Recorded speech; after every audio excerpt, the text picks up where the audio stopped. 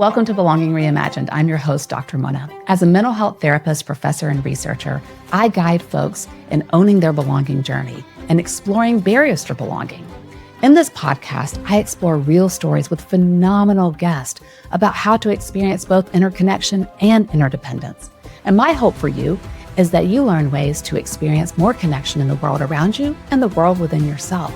We don't have to do this life thing alone. You're right where you belong.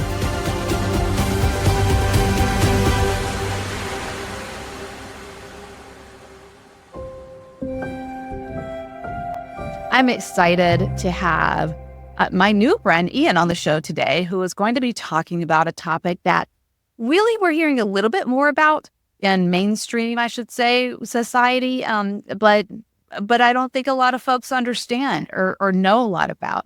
And also, with that, there are a lot of folks who want to be seen, embraced, celebrated, who are part of the community of this topic that we're going to talk about today, which is belonging in ethical non-monogamy.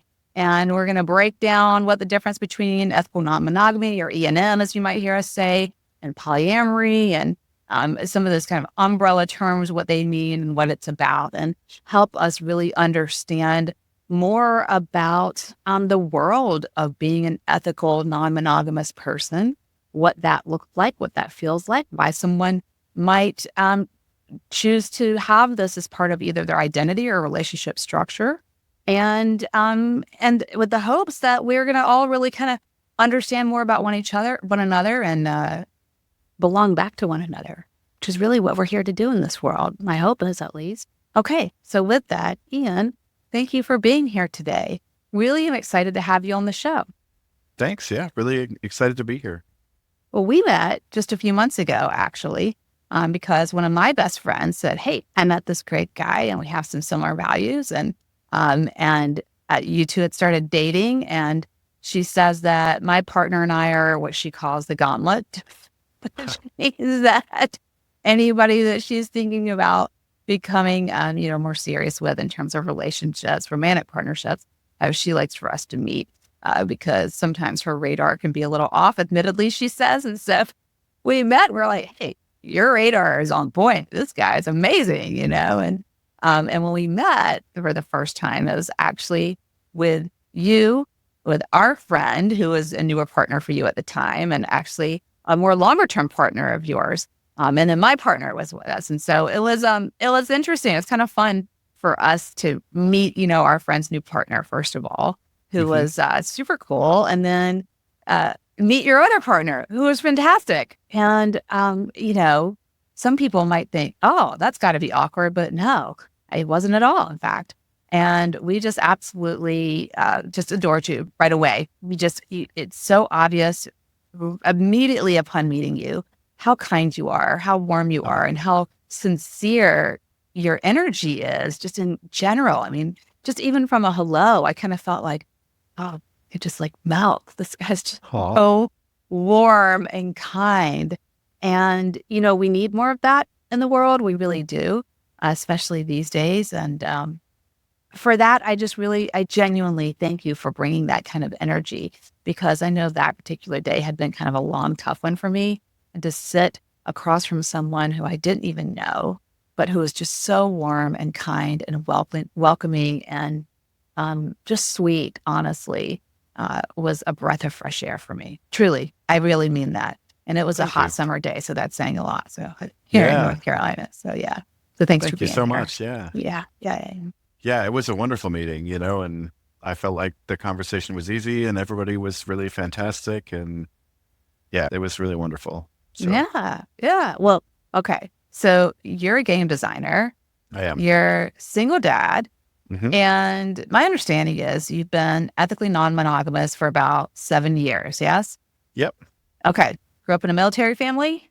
Yep. Yeah, I was a military brat. Yep. Okay. All right. So moved around quite a bit. So just that, that's a little bit about you. So can you tell us a little bit about your background as being a game designer and being a single dad? I've been there, not a single dad. I've been a single mom in the past. And that's a whole world in itself that, gosh, we could probably do a whole episode on that alone, really.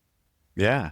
Yeah, I've been a game designer for or I've been in the industry for about 20 years. I started off at LucasArts making Star Wars and Indiana Jones games, which is, every kid's dream or every nerdy Wow. kid's dream at least. Yeah.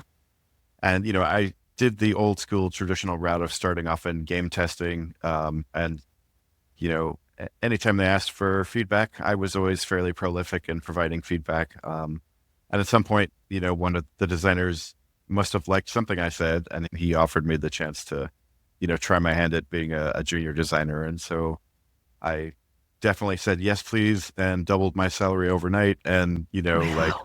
I haven't looked back since. So, yeah, it's been a really amazing experience. And I've had a chance to work in the industry with, quite a few really amazing places and worked on some games that I'm super proud of. And, just some of the nicest, most talented people I've, ever had Wow. the privilege of knowing, have come Yeah. from that industry. So that's been really great, and I love the creativity and the fun factor. And as a single dad, like I'm reaching the point where my kids are old enough now to play some of the older games that I worked on. So it's really exciting to see them enjoying stuff that I actively helped create, and Oh gosh. Wow. yeah. Yeah. And I have Yeah. those cool moments where they're like, how do you know where all the treasure is? And how do you know where the bad guys are? I'm like, well, because I put them there and I designed Yeah. it. So that's super cool. And every now and again, I meet, another adult who like, geeks out with me on something I worked on. And like, it's always such joy, and like, yeah, it's really rewarding. So that's, I can't really imagine doing anything else. I Oh. just love it. And as far as I'm concerned, I'd love to keep doing it, So indefinitely. my partner is one of those people that geeked out with you on it. So I know Yeah. you're being modest right now, but I'm gonna force it out of you. What are some of the games that you worked on? Because I know that Mark freaked when he heard you talking about it. He like yelled across the Yeah. restaurant to me, like, get back over here. You gotta hear this. Yeah. Well, I worked on The Force Unleashed 1 and 2, which are, some Star Wars games where you played a ridiculously overpowered and amazing Jedi who was like a secret apprentice of Darth Vader. And those were super fun. And, I also worked on, some testing for Star Wars Galaxies, which is like a big MMO.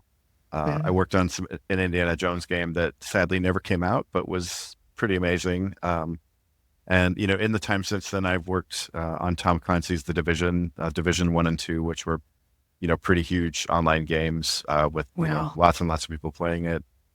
And I've kind of moved around a little bit and, gone from studio to studio, but those are, some of the biggest claims to fame I have, and yeah, and I've been very blessed and fortunate, Mm, to be able to work on such cool projects with such amazing people. And so neat. yeah, So neat. And then having those full circle moments with your kids too. So, oh, so absolutely. you grew up in the military. First of all, which branch?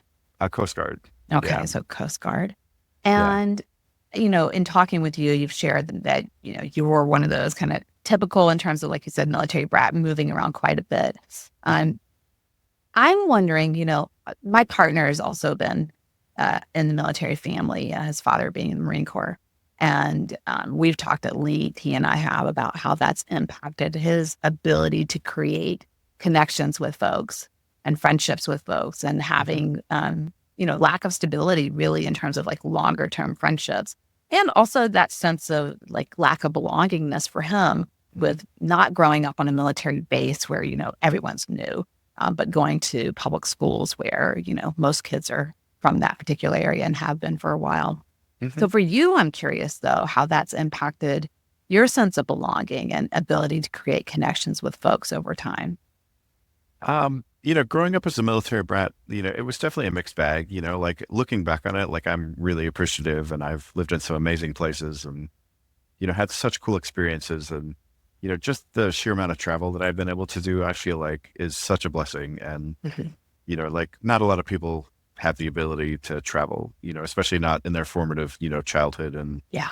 teenage years. So although it was always really difficult to leave, the friends that I would make, it always ended up, in a better place, so to speak. And, we moved on average, I would say every 1 to 3 years, depending on where we were stationed. And my dad was a sea captain, his whole life. So he was, captaining ships and then, went on to, become an admiral. And, so like, he had a really cool career. And it was really fun to be part of that.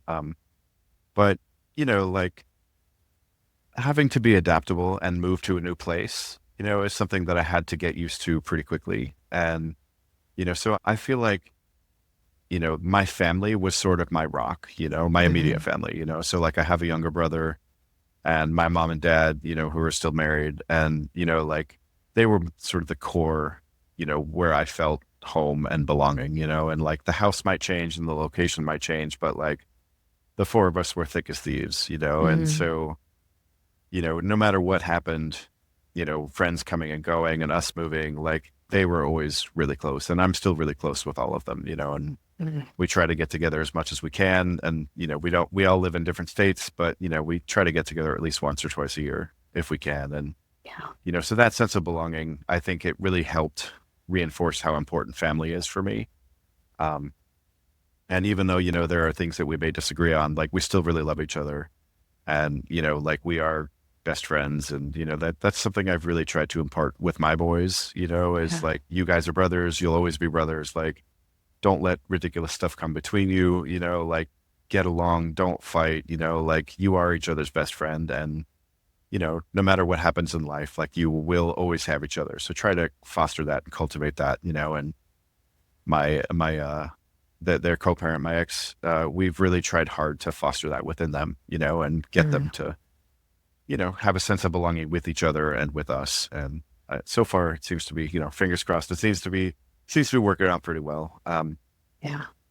Yeah, but so It's a yeah, protective factor, it sounds like, it is. also, Yeah. from whatever else is going on outside of Hmm. that unit, which is always going to be a lot, right?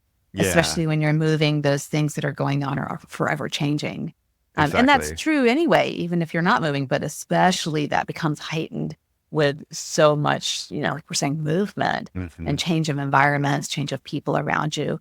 And it sounds like your family did such a beautiful job of fostering connection within that unit, which Hmm. gives you that foundation that no matter what happens when you leave home base, so to speak, you come back and you know what to expect. So there's that consistency there Yeah. amongst all of the kind of inconsistency that was going on around you. Absolutely. Yeah. Yeah. And the pattern for most of the tours was like move somewhere. And, it would take at least a solid year to make some friends, then you would have maybe 6 months or a year with those friends. And then, it would be time to move again, And Mm, so like usually because we were in the Coast Guard, we were moving more often from coast to coast. So it wasn't like they were even in the next state. They were like 2 to 4,000 miles away from us, depending on where we lived, So mostly it was goodbye to those friends, and that was tough, and moving it into a new school, especially growing up, like I would often be like the new kid or the military kid that nobody knows, or, like I remember when we moved my senior year of high school, which was particularly challenging. We moved to Juneau, Alaska, which is one of my favorite places in the world. But I remember, sitting at lunch and like I would be sitting at a table all by myself and no one else would be at the table, and like mhm, it would not be uncommon for like people come over and like take the chairs away to take to their other tables because like the cliques in the friend circle, especially of our senior year of high school, had already like formed and everybody already was gelled with each other. And I was definitely the outsider.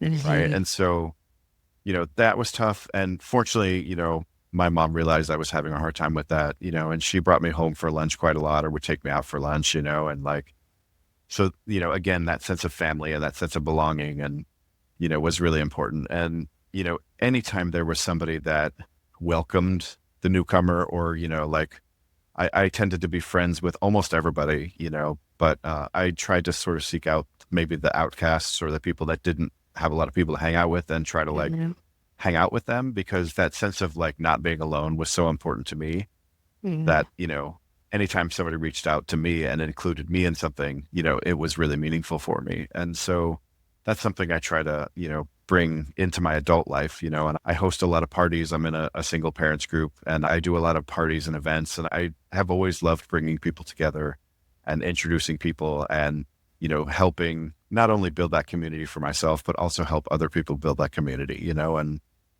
I always try to make sure that my house is a place that people feel safe gathering and they can always come to.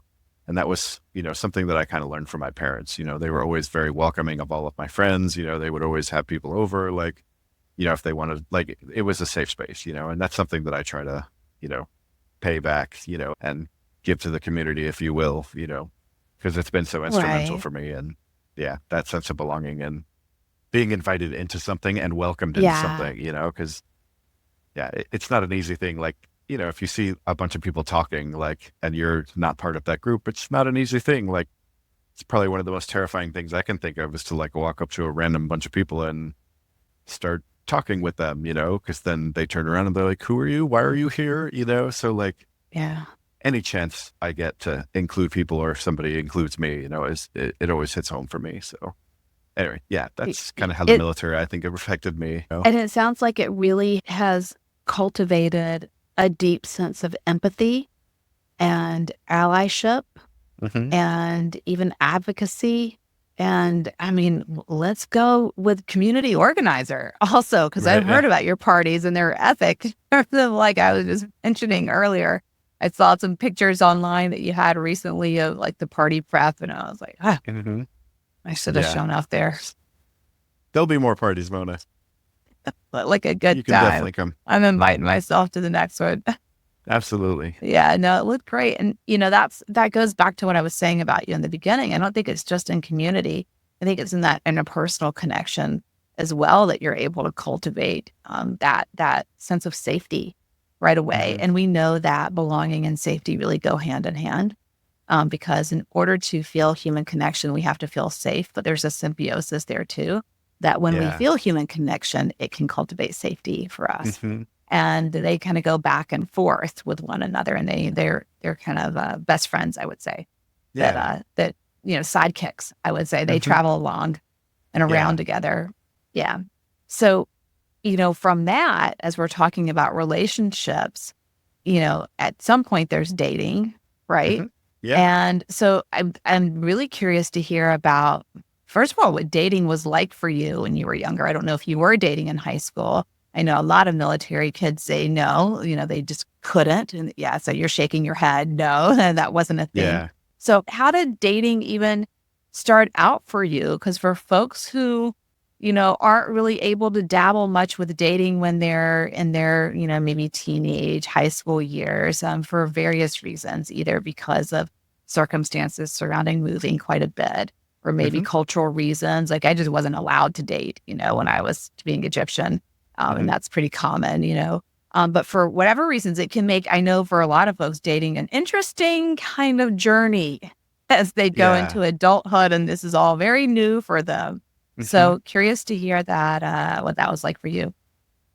Yeah. So, I didn't date in high school. Hmm. I think I was like maybe 20 the first time I even kissed somebody, and Yeah, had my first girlfriend and had my first everything. And like, so I was a fairly late bloomer, not that there was any lack of interest, like I had plenty of crushes, all through, growing up in my teenage sure. years, but, one of the things that, being a military brat, I always did well, I feel like, is I was very good at observing people. And I think it was that observation that like made me a little cautious. I wanted to see what the vibe was and how people were and, what were the social dynamics before I decided which pools to dip my toes into, so to speak, So I think because it took so long to do that observations and then we would move, I didn't really have much opportunity, and I was also, honestly, probably a little bit scared of girls, growing up, like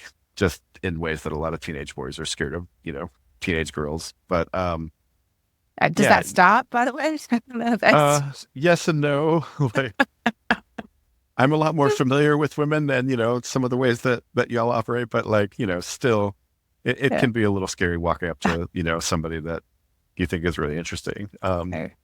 But I just have more like, I don't know, I have more confidence and I'm a better sense of who I am Yeah. and like what I have to offer these days, and so I think that helps. But, and honestly, having existing partners, that want me and love me and, I can have these wonderful relationships with, it does give me a better sense of security, so it's not quite as scary walking up to somebody and talking to them because, at worst, they're going to be like, oh, no, thanks, I'm not interested. And then I go home to somebody that is interested, Hmm. so Whereas if I were completely alone, and wasn't dating anybody, like that would probably be a lot more, the stakes would seem higher, you know? Right. So, that is one thing that I think, being polyamorous or ethically non-monogamous with existing partners is really great for, is no matter what happens, like you have somebody at home that already loves you, or is Mm. really into you. So it makes you a That's little bolder and, that. yeah. I'm sorry. I'm sorry. I No, didn't mean to. You said no, please. you go ahead. You said it makes you a little bolder.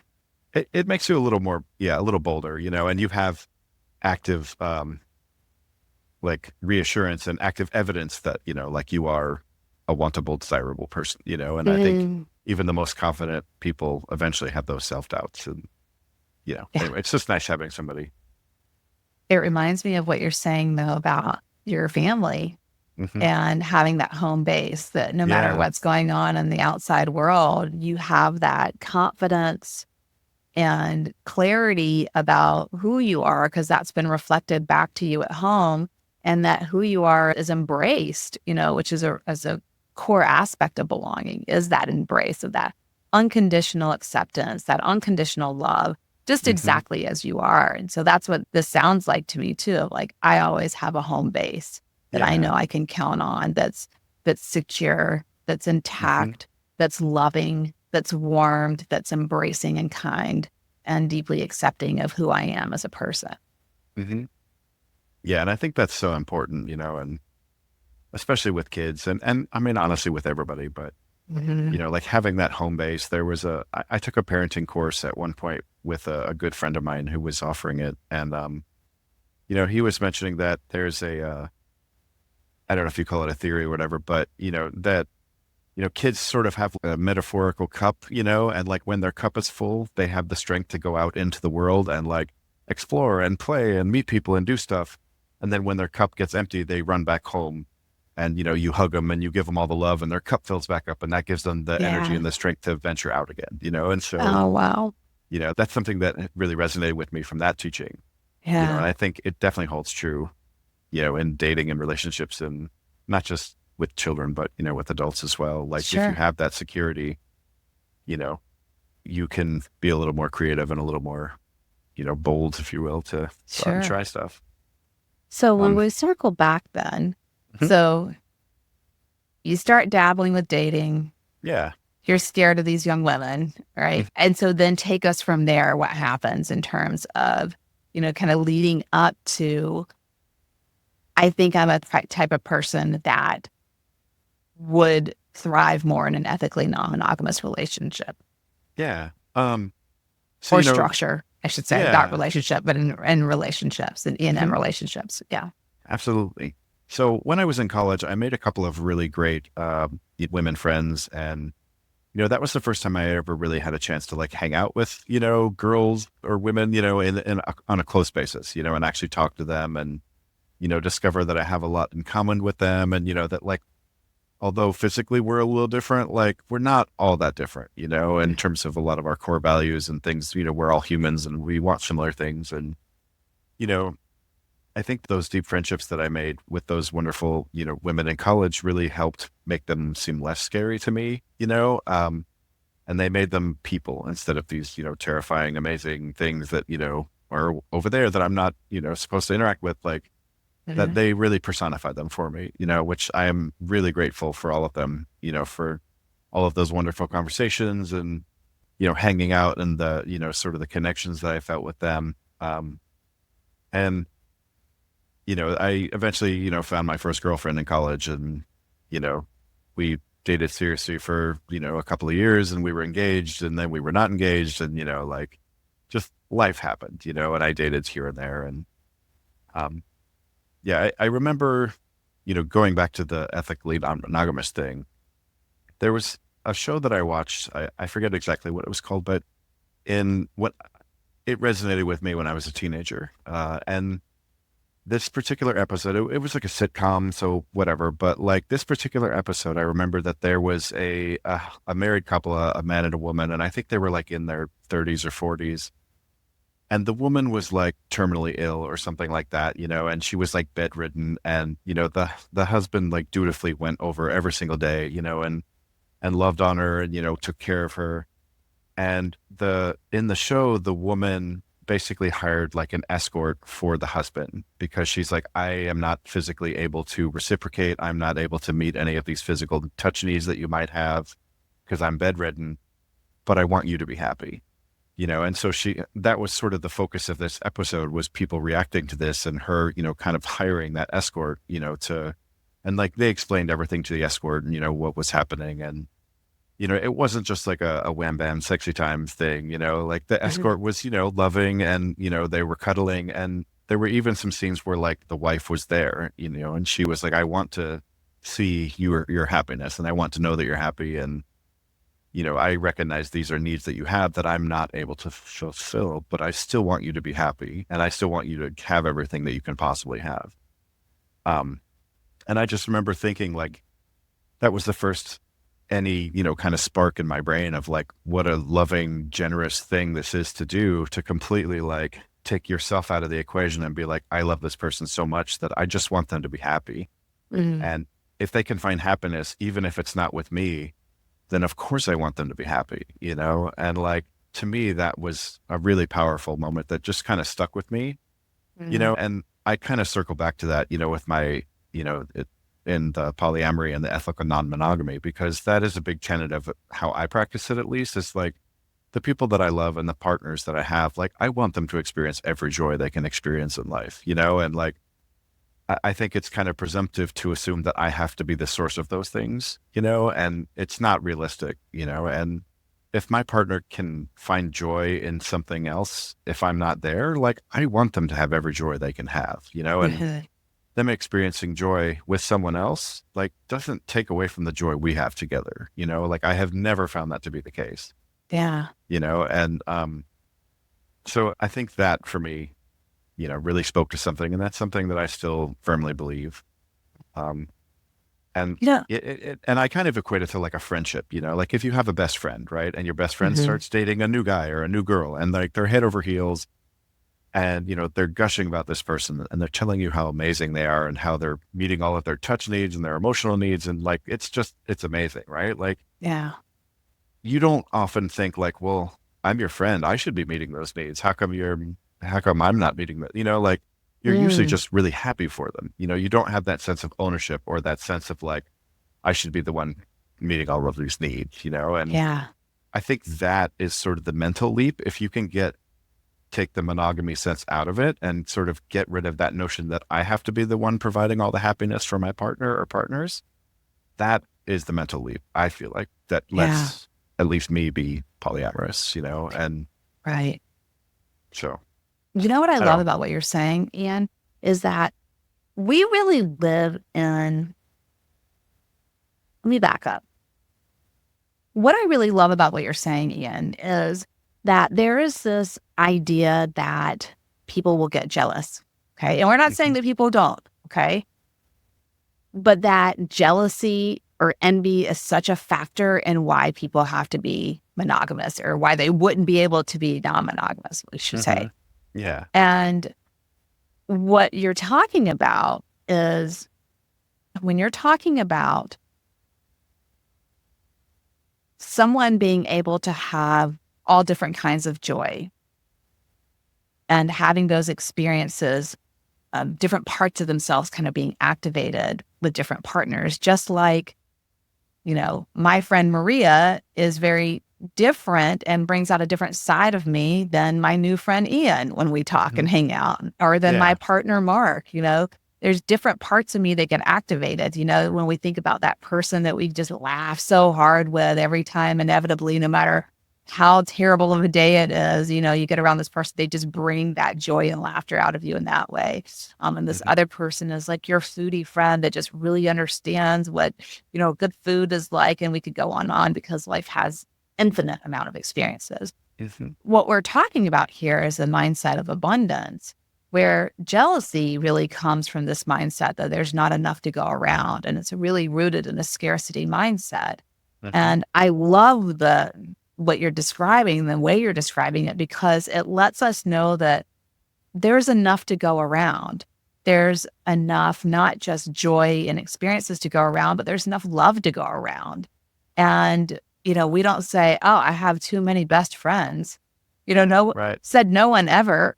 Right. Or I have too many children, or Right. yeah. Well, maybe on some Well, days, but certainly. we wouldn't send them back, what Yeah. I mean? Right. Because of the love really overpowers that. Hmm. But usually that's just like, I'm tired thing, Yeah. and I'm going to change my name from mommy to something else just for an Yeah. hour. But Yeah. yeah, we don't say that, because, we know there's enough love to go around. And I love that you Hmm. said children too, because, for those of us who are, who want children and are fortunate to have a child, and then there's maybe a second one on the way and we go, oh, how am I going to love this second baby Hmm. like I do this first one? How am I ever Yeah. going to be? I'm never going to be able to do that. I'm scared. And then you just do Yeah. because there Well, and is it's enough different. love in your heart. Yeah, love is different. Yeah. Yeah. And I, Yeah. I feel like one thing I've definitely learned, being polyamorous is that like love is not a finite resource. Like love is Yeah. additive. Like you can have so many different So kinds of true. love and it just adds on. Like it's not pie. It's not like I take this much pie and now there's only this much left. Like love, The proverbial pie. right. Yeah. It is infinite love is. And, Mm, as you say with the kids and it's like the same with partners, like, I might love my child in a certain way and I appreciate certain things about them and I act certain ways with them and that brings out certain parts of me. uh-huh. But with another, child, and you can insert partner in here if it's easy for your analogy and the people watching for your brains to click with this, like, Yeah. like I'm able to, love that other child in it's a different way. It's not the exact same love I have for my first child. It's not any better. It's not any worse. It's just different. It Yeah. legitimately is like apples and oranges. Like they're totally different things and each person is unique. And you can have, you know, 50 kids and, like all of them are going to be radically different from one another. They may have Right. similarities, but they're all going to be their own person and they're all going to bring something amazing to the world. And that's kind of how I feel about, partnerships and, Yeah. going back to the jealousy thing you mentioned, like jealousy is an emotion, and it definitely happens. And I have found that like I personally rarely get jealous. Like I do occasionally get envious, like, and I'll clarify, this might not be the official definitions, but the way that Mhm. I sort of see the difference between the two is like jealousy to me is I want something and I don't necessarily want you to have it because I want it.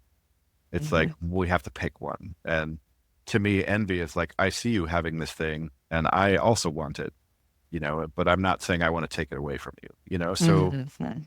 I generally don't feel jealous if somebody, whether they're a partner or a friend or somebody is experiencing joy, like I'm happy for them, and I want them to experience that joy. I might also want to experience that joy, or I might also want to be included in some of that joy, but like I would never want to take it away from somebody, and Okay.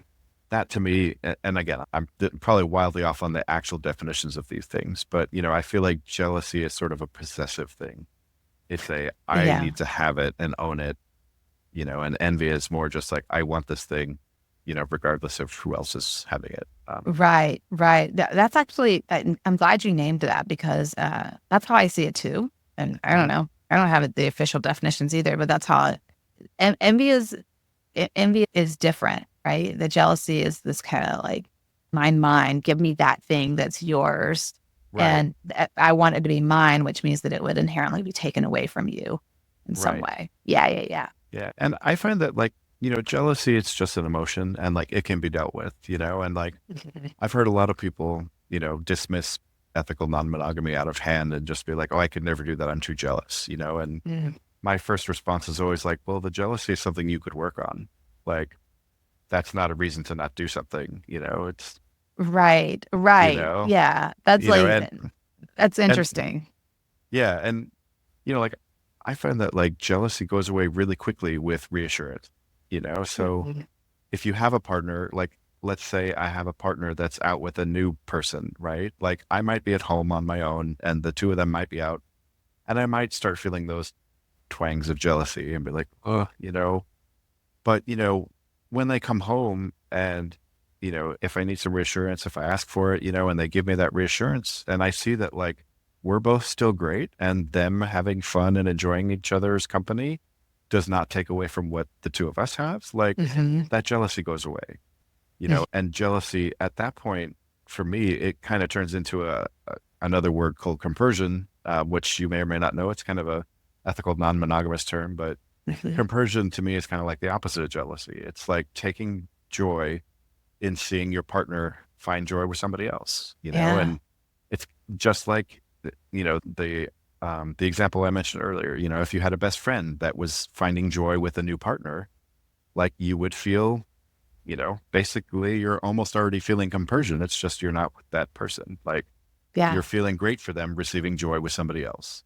It has nothing to do with you, and I feel like that is to me kind of what compersion is all about. And I've definitely felt that. And, if you can make that leap to go from jealousy to compersion, it just opens the door and, I don't know, everybody seems happier, and it's not always easy, Sure. you might need reassurance, and, and it's good if you can learn to ask for it, and if you can try to anticipate when a partner is having issues and, reassure them. That's a big thing.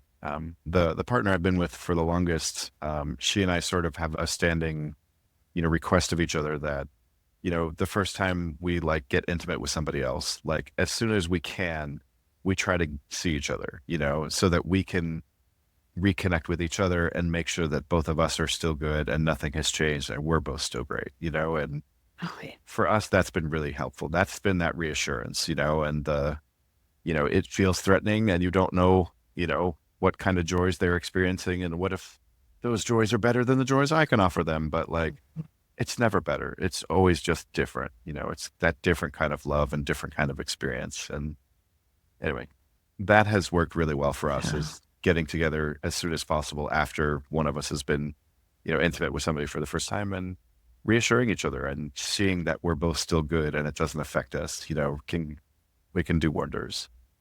And when we go back to the way that I define belonging as being seen, embraced, and celebrated, um, celebration is really an action, Hmm. embrace is a feeling, seeing is a knowing. And with that, you know, I love that you have that structure and that process in place for one another, because it's saying we're going to actively celebrate one another.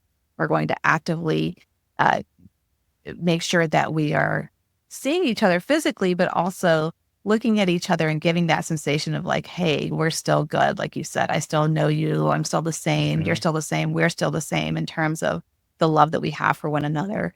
And then obviously that embrace, like, I love having you around me. I accept you. I love you. We're still together. We're still, like you said, we're still good. And Yeah. that is, I mean, just that one act alone is hitting all the core components of belonging in itself. And that is, I think, brilliant, first of all, by the way, um, practical and loving, a very loving thing to do. Hmm. And I know that, a lot of folks might be confused about, what's the difference between ethical non-monogamy and polyamory? And so let's break some of that down a little Yeah, bit. Yeah. sure. So ethical non-monogamy is, what I would sort of consider the umbrella term. Yeah. So a lot of things fall underneath that. You might have polyamory, you might have relationship anarchy. There's a bunch of different ways of, love styles, if you will. And they all sort of fall under the ethical non-monogamous umbrella, at least in terms of how I understand things. Hmm. The terms are always changing and they're always coming up with new ones. But my current understanding is that's how it works. And, the most important part is that, the ethical is the first word. And I think that's important because, like, non-monogamy, yes, it allows you to, have fun, romantic and, sexual whatever with other people. Like, that's non-monogamy. But the ethical part, I think, is the most important part. And that's the part where, you with a current partner, you need to discuss and figure out like what feels ethical to you. Like, do I Hmm. tell you, like the bare minimum is like if there's any safety concerns I might have, like if I have a new partner and they have something that could potentially affect my health, like that's something that I would be required by my own ethical code to tell a current partner, like, hey, Hmm. there is potentially some risk in dating this new person, and at that point, it's not like I'm asking for permission and I'm not, needing them to buy off on it, or they don't get to veto or tell me anything that I can and can't do. But I think informed, enthusiastic consent is really important, and that goes in with that informed part. Like, here's a thing that could potentially affect my health. It could potentially affect your health. You need to be aware of it so you can make whatever decision feels right for you. Yeah, you're Whether giving you them use that barriers, agency. Yeah. right? Whether, yeah, if you're going to use barriers, if you're going to, decide not to do certain things, like that's up to you. I think one of the things that sometimes people can, I don't know if I would say do it wrong, but that can get people in trouble with that is a lot of times with that information, they will try to like develop rules for each other. And I think the rules are where people get in trouble, where it's like, okay, there's a new partner and you guys have to use barriers. That's our rule. Like, you and me are making a decision about what you do in your other relationship, and we're setting a rule, which isn't really fair, of the other relationship, because they have nothing to do with this. I think it's fine if you need to set like a boundary, a personal boundary for stuff that you have to do or stuff that you feel is right. But I don't feel like it's a good idea to tell other people what they need to do or are not allowed to do and not do. And I feel like rules, in an ethical non-monogamous sense can be kind of dangerous, and they can bring up a lot of hurt, and, they can seem really unfair. And I'm getting way off topic. We could talk about like couple privilege later on, but that's something that can be a sticking point in ethical non-monogamy. But going back to ethical non-monogamy, I feel like that's the umbrella, right? It's the overarching everything. And the ethical part is so important, and there's a lot of people that are not ethically non-monogamous, Right. people that are cheating. There's a lot of monogamous people that, go on dating apps and just hook up with people, or like they sleep with somebody and then they never talk to them again, or they don't ever have safety conversations about, health issues or barriers or anything like that. And like, I would consider those to be non-ethical practices. I have found that people who are ethically non-monogamous, they tend to be really good at talking about this sort of things and these sort of topics, and it's kind of, I don't know, I feel better. It's more like the devil, so like, I know the risk factors I'm getting into if I start dating this person. And therefore I can make an informed choice on that, Right. whereas like, surprise, here's this thing you didn't even know about, like, Yeah. and that's the non-ethical part, I feel like. So, I found that some of the people, some of my clients, personally, most of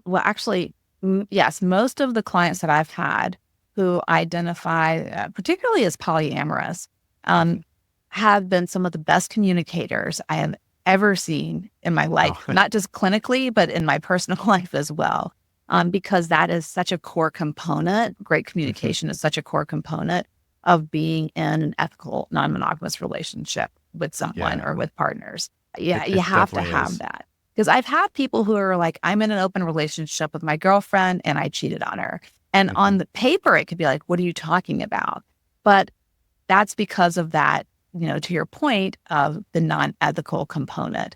They did not, they did have some rules of engagement in terms of like, when I say rules of engagement, it might be a little different than what you were talking about with the rules when you're talking, but it's along the lines of like when you're saying that you and your, the partner you've been with the longest, you have an agreement that, whenever you're with partners for the first time intimately, that you see each other as soon as you can afterwards. This particular, I've seen cases where that person did not abide by the agreements that they had in place, we will say, not so much rules. And so, yeah, it was considered, by that, by their partners cheating. And I mean, you can be cheating even in an open relationship, and that could be, probably because of the ethical component was violated in some way. And so when we look at, polyamory, my understanding is that these are more longer term relationships that people are in.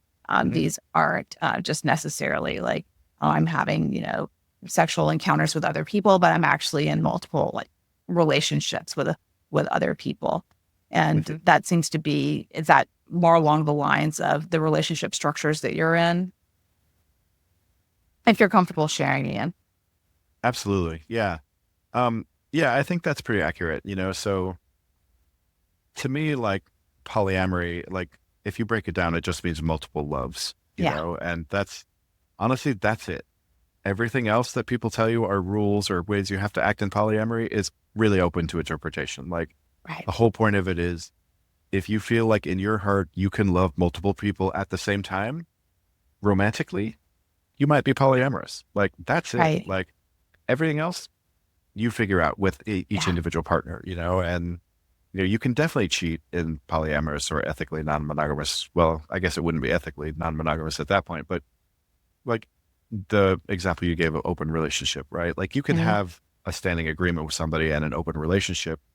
And the one thing you might ask is like, if you sleep with somebody new, like, let me know about it so that I Right. can know the risk factors I'm taking if I'm with you again, you know? And if in that open relationship, like if you sleep with somebody new and you don't tell your partner, Mhm. like that's cheating because like you guys agreed to this thing and you are not following it. So Yeah. that is, you know, one of the more common examples I've heard of, you know, in a, you know, an open relationship. And it's kind of a bummer when that happens because like you're Mhm. almost there, like you're already open and you're free to explore what you want with who you want. The only part you need to do is tell your partner when you do that. Like, Is be honest. right, is Yeah. be honest and communicate, you know? And that is one thing that's really hard for a lot of people to learn, you know, is we're not always good at, you know, sharing our feelings and being honest and, you know, speaking our truths to other people, or if we're, you know, bummed about something or upset by something or jealous, you know, like we're not always great at bringing that up with a partner, you know, and it can feel scary Mhm. um, until you start learning how to do it, you know, but the more you do that and the more you have those kind of tough conversations with a partner, like, you know, the more reassured you are and the more comfortable you get and the easier it is to tell them everything, you know, and Right. I love telling my partners everything, you know, like I want to share all the joys. I want them to share all the joys, you know, Mhm. like I love hearing everything, you know, and telling them everything. I don't ever want to get into a situation where a partner feels like they can't tell me something. Like even if they're Yeah. scared or even if they think I might have a bad reaction, like I still want them to feel safe enough to be able to tell me, you know, this is something that, you know, they did that, you know, I want them to be able to tell me. As you're describing that, Ian, I think that's kind of a response to a stereotype that in ethically non-monogamous relationships that there can't be deep emotional connection. And we've already Hmm. touched on the communication, but what you're describing when you're saying, I want you to tell me everything, I want to share everything with them. Like you really are wanting to absorb and sit with all of the experiences that not only you're having, but your partners are having. And going back to that safety and connection that you're having with other folks, that has Hmm. to be in place. And it sounds like from what I'm hearing from you that you're able to actually develop very deep, emotional, rich connections with your partners because of not only the people you are, but the type of relationship structures that you have. And with that, there's so much more to discuss. And I would love to have you back on the show to do a part two because we have a lot more to uncover, Yeah, Ian. I mean, absolutely. we have parenting to dig into. I know people are going to hear this episode and have a lot of questions. So, listeners, Ian has agreed to another episode. And so we got to have a part two.